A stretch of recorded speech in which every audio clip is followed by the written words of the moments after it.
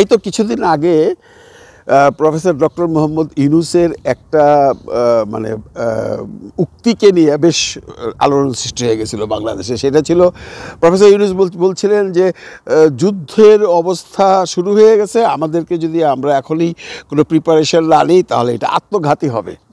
এটা নিয়ে নেটিজনরা অনেকে অনেক ধরনের মন্তব্য করছেন। কেউ কেউ বলছেন উনি কি যুদ্ধ করবেন না, উনি কি পাকিস্তানের সাথে যুদ্ধ করবেন না, উনি ইন্ডিয়ার সাথে যুদ্ধ করবেন, উনি কোন দলে যাবেন, উনি কি পাকিস্তানের পক্ষ হয়ে ইন্ডিয়ার বিরুদ্ধে যুদ্ধ করবেন না উনি ইন্ডিয়ার পক্ষ হয়ে পাকিস্তানের বিরুদ্ধে যুদ্ধ করবেন। কিন্তু আমি এটা কন্টেন্ট বানিয়ে বলছিলাম বন্ধুরা পরিষ্কার যে উনি এই ধরনের কোনো কথা বলেন নাই। উনি যেটা বলতে চাচ্ছেন যে যুদ্ধ শুরু হইলে আমাদের প্রস্তুতি নিতে হবে। যেমনটা আমি আপনাদেরকে সেই আগের কন্টেন্টে বুঝাই বলছিলাম যে যুদ্ধ যদি শুরু হয় তাহলে আপনার খাওয়া দাওয়া নিয়ে আপনাকে রাখতে হবে। আপনি ঘরের মধ্যে মিনিমাম 8-10 দিনের খাওয়া দাওয়া, পানীয় দ্রব্য দিয়ে ওষুধপত্র নিয়ে বসবেন, কারণ যে কোনো সময় অ্যাটাক হয়ে গেলে আপনি হয়তো আটকা পড়ে যাবেন। ইউনূস স্যার ওইটাই বুঝাইছিল, কিন্তু ওইটাকে মিস ইন্টারপ্রিটেশন করে পাবলিকলি সবাইকে বোঝানো হয়েছে ইউনূস সাহেব যুদ্ধ করবে, ইউনূস সাহেব এখন কোন দলে যাবে আমরা দেখতে চাই, উনি কি পাকিস্তানের সাথে যুদ্ধ করবেন, উনি ইন্ডিয়ার সাথে যুদ্ধ করবে। বেসিক্যালি উনি এই ধরনের কথা বলেন। আজকে একটা নিউজ আসছে পররাষ্ট্র মন্ত্রণালয় থেকে, সেখানে লেখা আছে বাংলাদেশ পাকিস্তান উত্তেজনা নিয়ে পররাষ্ট্র উপদেষ্টা মানে আপনারা জানেন পররাষ্ট্রমন্ত্রী, উনি কি বলছেন, দিল্লি না চাইলে আগ বাড়িয়ে কিছু বলার প্রয়োজন দেখছে না বাংলাদেশ। খবরটা হলো এরকম,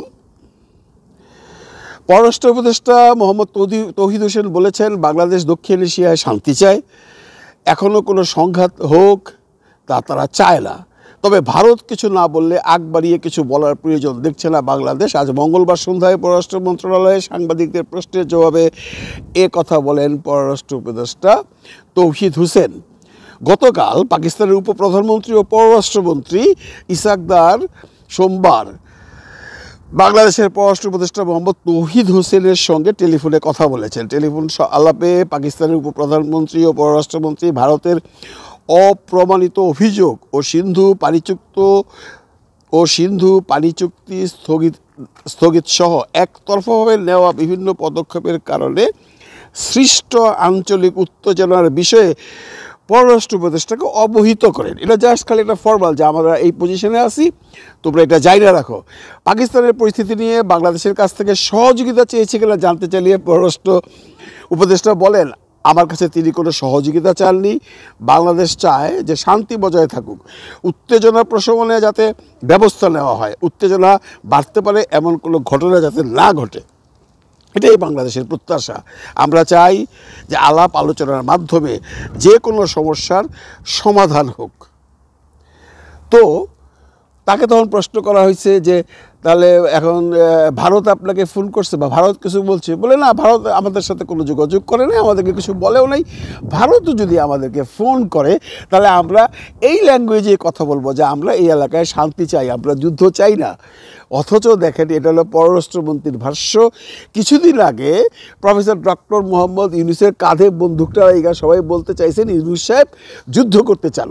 আমাদের একটা কথা মনে রাখতে হবে, পররাষ্ট্র উপদেষ্টা বা পররাষ্ট্রমন্ত্রী যে জবান, যে কথাগুলো উনি বলেছেন এইটাই সরকার প্রধানের কথা, এইটাই দেশের কথা, এইটাই বাংলাদেশের সরকারের কথা। কিন্তু আমরা কিছু মানুষজন আছি যে বানিয়ে সংবাদ প্রচার করার মধ্যে এক্সপার্ট। যেমন এখানে একটা উদাহরণ আপনাদেরকে দেখালাম যে বাংলাদেশের কি মনোভাব পাকিস্তান ভারতের যুদ্ধ নিয়ে। একটা কথা মনে রাখবেন, পৃথিবীর কোনো দেশ যুদ্ধ চায় না। আমরা বারবারই বলি যুদ্ধ একবার শুরু হলে সেটা শেষ হতে চায় না। আমরা কেউই চাই না যুদ্ধ শুরু হোক পাকিস্তান বাংলাদেশে, তাতে করে আমরাও এফেক্টেড হব। ভালো থাকবেন সবাই, ভালো লাগবেন সবাইকে। খোদা হাফিজ।